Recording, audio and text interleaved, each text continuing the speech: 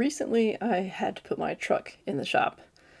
Nothing dramatic, just a few fixes. It's 23 years old, so it's basically every time I need to put it in the shop, it's a couple fixes, but that's a story for another day. Anyways, I took it to the mechanic, and you know how it is. They'll say, it'll just be a day, and it actually means 2 days, at which point I usually want to borrow someone's car for a day or two. So I asked a friend if I could borrow their vehicle. I knew they had a spare. It happened to be my pastor's wife. They have a few cars in their household, including an older truck that mostly sits in the driveway. A lot of people from the church borrow it when they need it, and so I figured it wouldn't be a big deal. Well, she didn't hesitate. Of course, she said. She actually drove to the mechanic and waited while I dropped my truck off. We drove back to her house so we could drop off her and I could take her truck back to work. It was simple, generous, no strings attached. On our drive back to her house, we talked about returning borrowed cars. It's not our first rodeo doing this. I joked that I like to at least fill up the gas tank or wash it before giving it back. And she laughed and she said, "Don't fill this one up. It'll cost you an arm and a leg." And she was right. Trucks aren't cheap to fill up these days. And she made it clear, no expectations of filling the gas tank. Just bring it back. I possibly used like an eighth or maybe a quarter of a tank of gas over 2 days. Nothing major, but something in me thought, I can do more than just return it. The truck had been sitting outside for a while. It had all those like tree sap spots on it. You know, the ones like it's not really dirty, but just ordinary tree sap kind of stuff sticking on it. And I thought, well, what if I brought it back better than I found it? Not because they asked, not because they expected it, not because they gave their time to help me, but just because I can. So here's the part that matters. Friday, the day that I wanted to wash it, it rained all day long, which in theory would make the car cleaner, but because it's tree sap, it doesn't really go anywhere. You gotta scrub it out. Saturday, the day I wanted to return the truck, I had to be at my friend's house to babysit at 7:45 a.m., and they were in fact going to drop the truck back off at my pastor's house and then give me a ride to the mechanic after babysitting duties were done. So I did the mental math.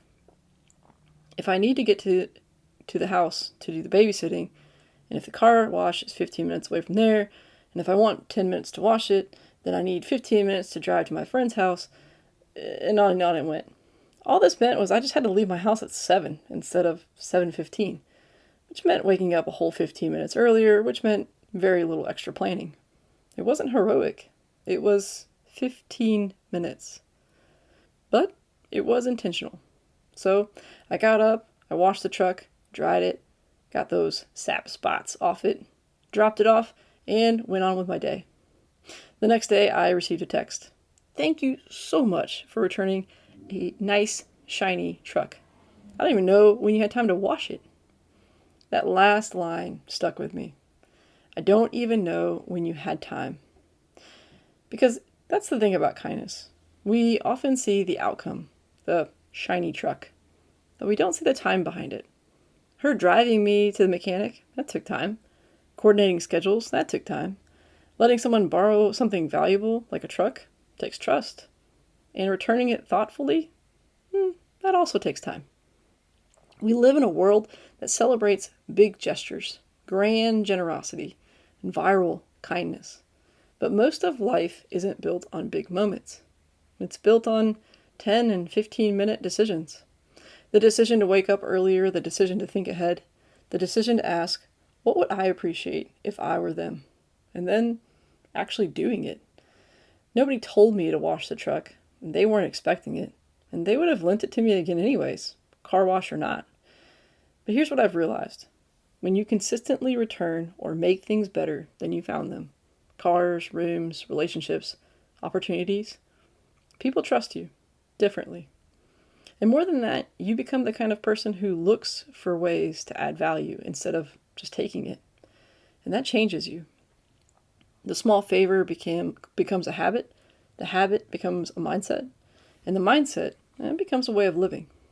And suddenly, you're the person who sends the thank you text, leaves the place a little cleaner, refills the tank, shows up 5 minutes early, and thinks ahead.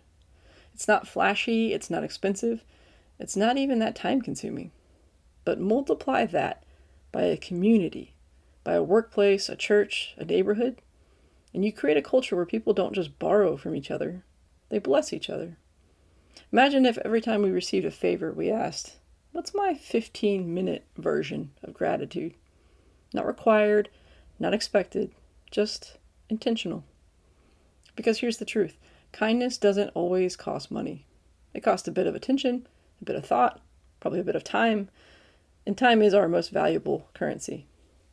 But it doesn't take a lot. So today, my challenge to you is simple.